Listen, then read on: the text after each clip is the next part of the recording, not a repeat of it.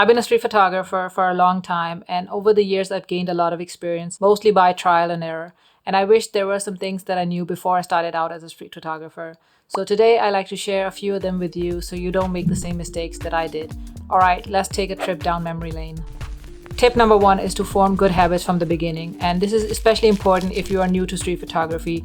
Form those good habits from the beginning.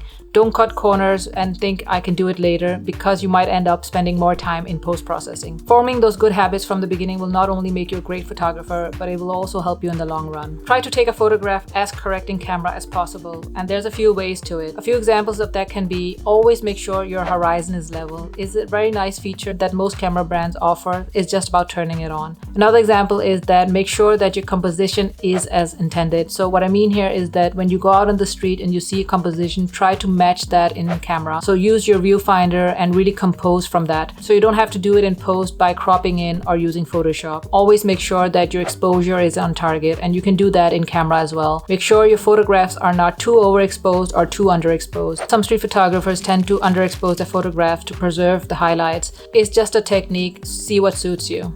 Tip number 2 is to use the viewfinder as much as possible. This is actually something I did when I was a completely new street photographer. I used my Canon 800D and the viewfinder. It's a good way to learn about composition, because what you see through the viewfinder is what you will capture, and that might be different from your human eye and the human vision. So try to capture through the viewfinder as much as possible. It can also mean that you will take more time composing a photo, you will slow down, but it also means that the photograph will be as intended more than if you're shooting from the hip. And since I bought my Sony a7C, I actually went in the other direction, because the viewfinder on that camera is not very good. So I started using the LCD to compose my photos, and I really missed using the viewfinder for a few years. It was once I bought my Fuji X100V that I really had to kind of go back to the mindset of using the viewfinder and really take my time to compose my photos. And especially using the Sony a7C, I noticed that my horizon was crooked a lot, even though I have the feature turned on. And once I started using the Fuji X100V and I can really take my time to compose, my photographs in camera are much better, which means that I have less work to do in post.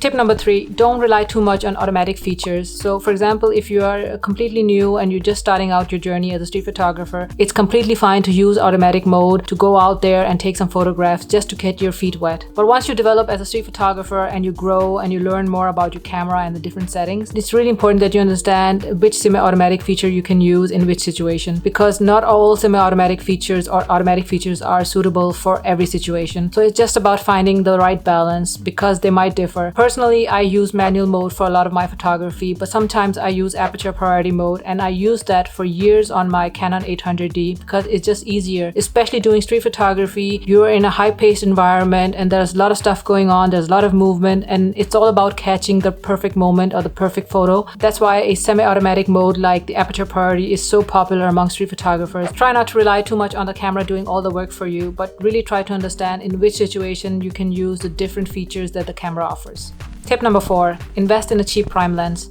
In the beginning, it's all about getting out on the streets, taking a lot of photographs and putting in the hours. And you don't necessarily need to buy an expensive, fast prime lens to do that. Most camera or lens manufacturers have a cheaper option of their most popular focal lengths, like the 35mm or the 50mm, also known as the Nifty 50. There is a reason why these two focal lengths are so beloved by street photographers all over the world, because they are very beginner friendly and very versatile to use. So it's just about finding whatever suits you and your budget. One of the mistakes that I made early on was that I bought my Micro Four Thirds Olympus camera, and it was such a great camera, and I wanted to kind of buy all the lenses for it, and I did a lot of research and I bought a lot of different focal lengths, and that was really a bad idea because I ended up selling that camera and it cost me a lot of money because I just hoarded a lot of different focal lengths. The cheaper option is both affordable and a great way to practice your craft until you're ready to commit or upgrade. Tip number 5, always using a large aperture. So we're all guilty of it. We like our nice bokeh and the blurry background. But most of the time in street photography, you don't need to use a very large aperture. Next time you head out, try to use a smaller aperture like f8 or f10 or maybe even smaller than that,